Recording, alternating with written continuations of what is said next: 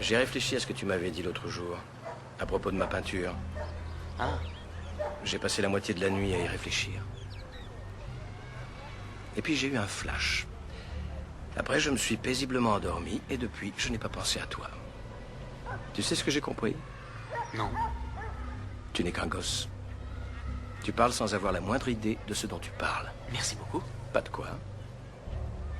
Tu n'es jamais sorti de Boston?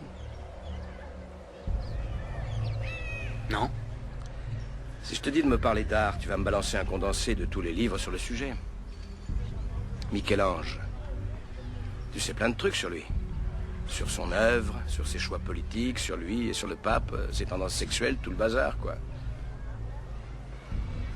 Mais je parie que ce qu'on respire dans la chapelle Sixtine, son odeur, tu connais pas. Tu ne peux pas savoir ce que c'est que de lever les yeux vers le magnifique plafond.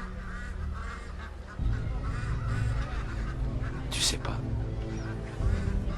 Si je te dis de me parler des femmes, tu vas m'offrir un topo sur les femmes que tu as le plus aimées. Il t'est peut-être même arrivé de baiser quelquefois.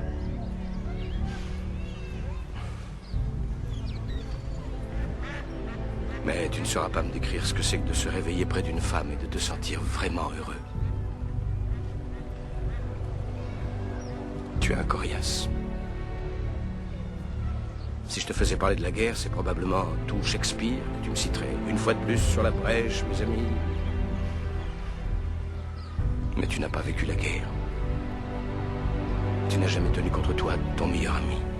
Tu ne l'as pas vu halter jusqu'au dernier souffle avec un regard qui implore.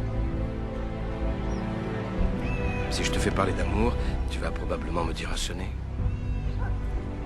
Mais tu n'as pas connu de femme devant qui tu t'es senti vulnérable. Une femme qui t'est étalée d'un simple regard. Comme si Dieu avait envoyé un ange sur terre pour toi. Pour t'arracher aux profondeurs de l'enfer. Mais tu ne sais pas ce que c'est que d'être son ange à elle. Et de savoir que l'amour que tu as pour elle est éternel.